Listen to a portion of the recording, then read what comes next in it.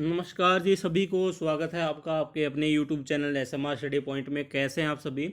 तो साथियों, ये वीडियो आपके लिए काफ़ी ज़्यादा इंपॉर्टेंट होने वाली है, क्योंकि इस वीडियो में आपकी सारी कन्फ्यूजन दूर हो जाएगी डीवी की प्रोसेस को लेकर HSC क्लर्क 5/2019 की। क्योंकि बहुत से बच्चों के मन में काफ़ी सारे सवाल हैं नो जॉब वाले की डेट को लेकर, कुछ जो सेल्फ अटेस्ट वाला है या क्लास 1 ऑफिसर कौन होता है, उस सब को लेकर इस वीडियो में आपको पूरी क्लियरिटी मिल जाएगी।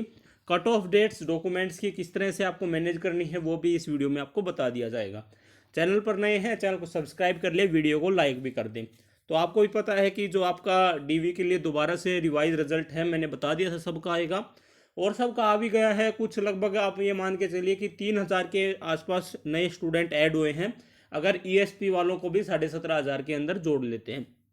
तो आपने अपना जो शेड्यूल है डीवी का वो तो देख ही लिया होगा। जिस दिन आपका डीवी आए है उसी दिन आप चले जाइए। हो सकता है लास्ट का एक दिन आपको मौका मिल जाए, अगर किस्मत अच्छी रही तो। नहीं तो इस बार टाइम रिस्ट्रिक्टेड पहले से ही बोला है, तो मौका मिलने के चांस बहुत ही कम हैं।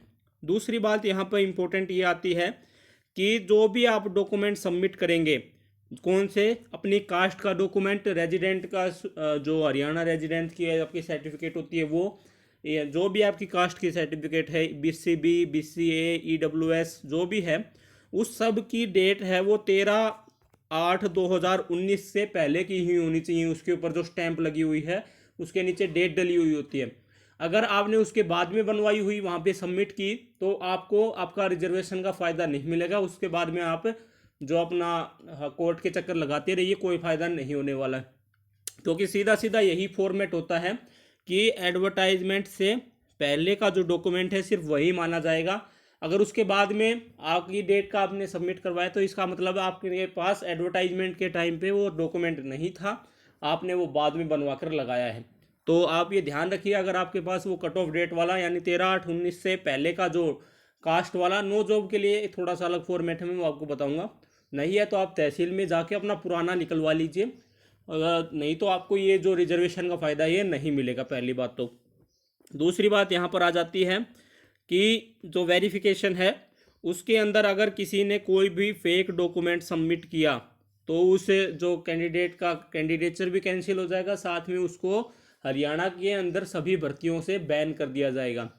तो आप जो भी इंफॉर्मेशन सप्लाई करते हैं, चाहे वो नो जॉब वाली हो, कास्ट का सर्टिफिकेट हो, कुछ भी हो, वो आप सोच समझ के लगाइए। क्योंकि इसी सिर्फ इसी इसमें नहीं, आपका आने वाली भर्तियों पे भी असर पड़ सकता है। साथ में दूसरी बात, जितने भी बच्चे वहाँ पर जाएंगे इस बार उनका थंब और फेशियल बायोमेट्रिक दोनों चीज़ होंगी। यानी पेपर के अंदर किसी ने अगर सिस्टर वगैरह बैठाया है तो मेरी तो सलाह यही रहेगी कि भैया आप वहाँ पर मत जाइए, हो सकता है पकड़े जाए। क्योंकि थंब और फेशियल दोनों मैच होंगे डीवी के टाइम भी, और जब ज्वाइनिंग होगी तब जैसे एसआई वाले में हो रहा है और दुर्गा शक्ति, तो वहाँ पर भी ये पक्का फॉर्मेट लगाएंगे कि वहाँ पर भी दोबारा चेकिंग होगी। तो आप सोच समझ के ही वहाँ पर जाएं। अब बात आ जाती है नो जॉब वाली।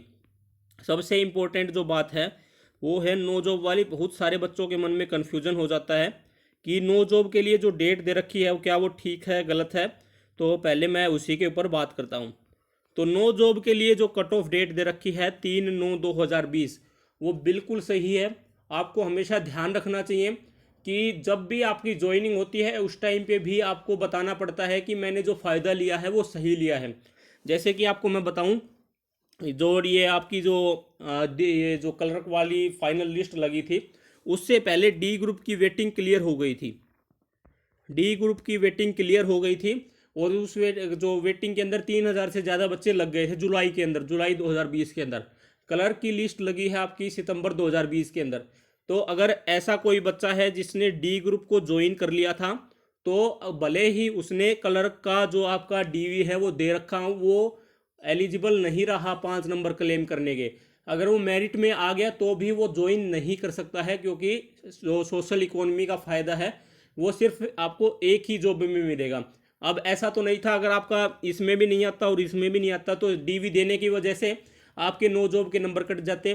तो इसका मतलब ये भी है कि डीवी देने से ही आपको सिर्फ वो नंबर नहीं मिलते, आप उसके लिए एलिजिबल होने चाहिए। आपके घर में या आपने किसी भी जॉब को ज्वाइन नहीं किया होना चाहिए जो ज्वाइनिंग की डेट आती है उसकी। तो 3/9/2020 जो आपका रिजल्ट आया था, इसका मतलब आपके घर में उस दिन तक आपकी कोई जॉब नहीं थी, इसी वजह से आपने ये 5 नंबर क्लेम करके इस पोस्ट को ज्वाइन किया था। अगर उसी बीच में किसी की डी ग्रुप में जॉब लग गई थी या उसकी फैमिली में किसी की जॉब लग गई तो वो एलिजिबल नहीं रहा ये नंबर क्लेम करके नौकरी लगने का। अगर वो सीधा जनरल से का जो कट ऑफ को पार कर रहा है तो वो जाए अपना जो नो जॉब वाला क्लेम है उसको छोड़ के, तो वो सीधा लग जाएगा। पर अगर वो 5 नंबर के भरोसे जा रहा है और इस कट ऑफ से पहले अगर उनके घर में जॉब आ गई तो वो फर्जी है, उसके ऊपर केस हो सकता है, 420 लग सकती है उसके ऊपर। तो ध्यान रखिए, जो नो जॉब वाला है, एक तो आपको क्लास 1 ऑफिसर उससे टेस्ट करवाना है, इस बार सेल्फ टेस्ट नहीं चलेगा। और हो सकता है कि आपका जो क्लास 1 ऑफिसर है वो वेरिफिकेशन भी मांग ले किसी से, तो आप थोड़ा सा समय से चले जाएं उसके पास, और नहीं तो आपको 2-3 चक्कर उसके पास काटने पड़ सकते हैं, क्योंकि कोई भी क्लास 1 ऑफिसर सीधा किसी भी डॉक्यूमेंट पे साइन करके नहीं देगा, उसकी भी नौकरी को खतरा है, पूरा कैरियर उसका दाव पे लगा हुआ होता है। तो आप के घर में अगर ये जो 3/9/2020 से पहले जॉब आ चुकी थी तो आप 5 नंबर क्लेम करने के लिए एलिजिबल नहीं है। अगर उस 3/9/2020 तक आपके पास जॉब नहीं थी किसी भी फैमिली मेम्बर के पास, तो आप अपना जो क्लेम है वो कर सकते हैं। अब बात आ जाती है कट ऑफ को लेकर। तो कट ऑफ को लेकर बहुत ही ज़्यादा थोड़ी सी उथल पुथल मचने वाली है। कितने मार्क्स घटेगी मैंने आपको पहले भी बताया था कि या तो डीवी 17,500 का ही आए तो कट ऑफ के ऊपर क्या असर पड़ेगा, या फिर डीवी में एक्स्ट्रा बच्चे ऐड होते हैं तो उसका भी कट ऑफ के ऊपर अलग से असर पड़ेगा, जिसके लिए आपके लिए बहुत ही जल्दी सेपरेट वीडियो आने वाली है। साथ में ही आप ये मार्क जो लाइन है ये नो जॉब वाली पढ़ सकते हैं। That I fully understand that the marks are given on the basis of information supplied by me and if at any stage it is found that the information has been provided wrongly, then not only my service can be terminated on the ground of supply of wrong information, even if without these marks, also my name would have figured within the selection list. I also understand that criminal action can also be taken against me. तो आप ये बात ध्यान से देख लीजिए कि भले ही आप ये 5 नंबर ना मिलने की वजह से पहले ही जॉब में लग जाते, पर अगर आपने गलत क्लेम कर रखे हैं तो आपको फिर भी जॉब से निकाला जाएगा, साथ में आपके ऊपर केस होगा, पुलिस या कार्रवाई भी आपके ऊपर बैठाई जाएगी। तो आप जो सोच समझकर जो भी आपकी नो जॉब वाली है अंडरटेकिंग वो बनवा के लीजिए। और कट ऑफ का ध्यान रखिए, जो नो जॉब वाली है वो 3/9/2020 जब फाइनल रिजल्ट आया था वो, और जो आपकी डॉक्यूमेंट्स बाकी रह गए उनके लिए है आपकी 13/8/2019। तो इस बात का ध्यान में रखें और आप अपने जो फेयर डॉक्यूमेंट है वो लेके जाएं। साथ में इस बात का भी ध्यान रखें कि कोई भी फर्जी स्टूडेंट वहाँ पर ना जाए, पकड़े जाने के पूरे चांसेस हैं। धन्यवाद। जय हिंद, जय भारत।